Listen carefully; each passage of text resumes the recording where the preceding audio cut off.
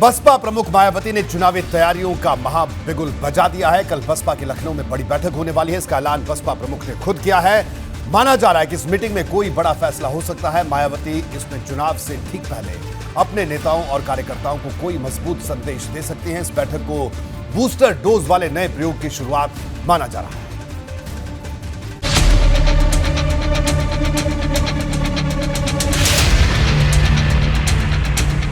UP में खोई हुई सियासी जमीन को हासिल करने के लिए मायावती ने इस बार दिन रात एक कर दिया है। इन दिनों उनका पूरा जोर लोकसभा चुनाव की तैयारी पर है, ताकि भाजपा के साथ साथ समाजवादी पार्टी को भी ये संदेश दिया जा सके कि बसपा अभी खत्म नहीं हुई है। लोकसभा चुनाव को लेकर मायावती ने बुधवार को बड़ी बैठक बुलाई है। उन्होंने ट्वीट किया, उत्तर प्रदेश व देश में तेजी से बदल रहे राजनीतिक हालात, उससे संबंधित खास घटनाक्रमों एवं समीकरणों के साथ ही आगामी लोकसभा आम चुनाव की तैयारी आदि को लेकर बीएसपी यूपी स्टेट सभी मंडल तथा जिला स्तर के वरिष्ठ पदाधिकारियों की महत्वपूर्ण रणनीतिक बैठक कल लखनऊ में आहू।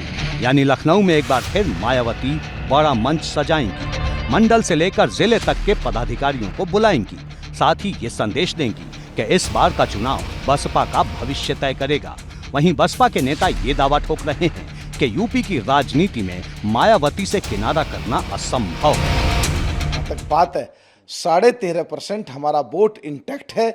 जिधर चला गया रिजल्ट उधर चौंकाने वाले आएंगे और देश के दूसरे प्रदेशों में भी कहीं 7%, कहीं 3%, कहीं 4%, कहीं 9% हमारा वोट पूरे देश में है। वो जिधर चला जाएगा रिजल्ट एकदम उधर की फेवर में मुड़ जाएंगे। नहीं, देखिए, मायावती जी भारतीय जनता पार्टी की बी टीम के रूप में काम कर रही है। पूरे देश में कौन लड़ रहा है? कांग्रेस लड़ रही है। लगातार भारतीय जनता पार्टी पर जनहित मुद्दों पर कांग्रेस संघर्ष कर रही है। भारतीय जनता पार्टी क्या कर रही है सबको मालूम है, और बहन मायावती जी बहुजन समाज पार्टी क्या कर रही है ये सबको मालूम है। बी टीम के रूप में कौन काम कर रही है सबको मालूम है। हाल के दिनों में मायावती पहले भी लोकसभा चुनाव पर मंथन कर चुकी हैं। उनका पूरा फोकस दलित पिछड़ों के साथ साथ मुस्लिम समीकरण को सेट करने पर है। निकाय चुनाव में भी इसका उदाहरण देखने को मिला था, जब उन्होंने 17 नगर निगमों में से 11 सीटों पर मुस्लिम प्रत्याशी उतारे थे। हालांकि दूसरी पार्टियां बसपा के बाजुओं को कमजोर मान रही हैं।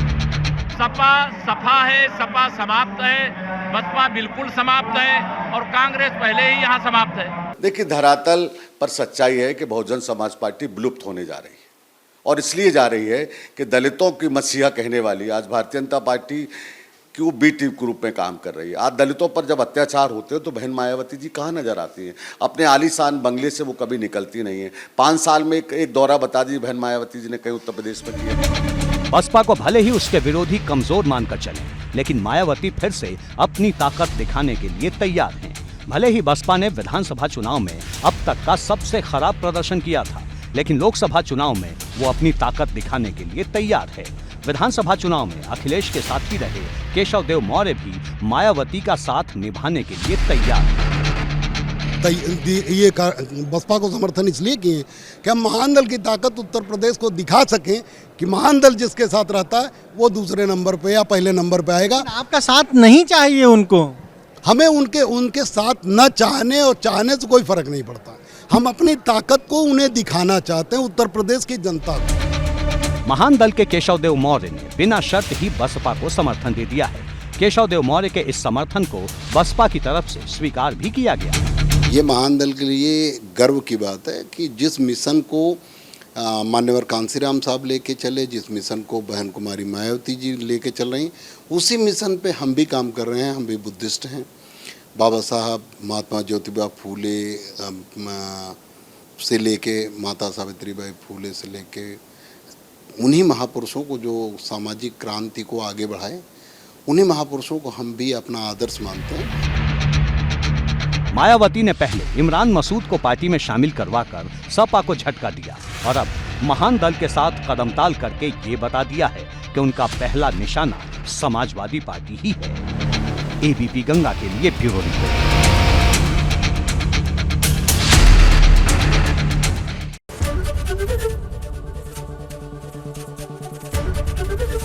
एबीपी गंगा, खबर आपकी, जुबान आपकी।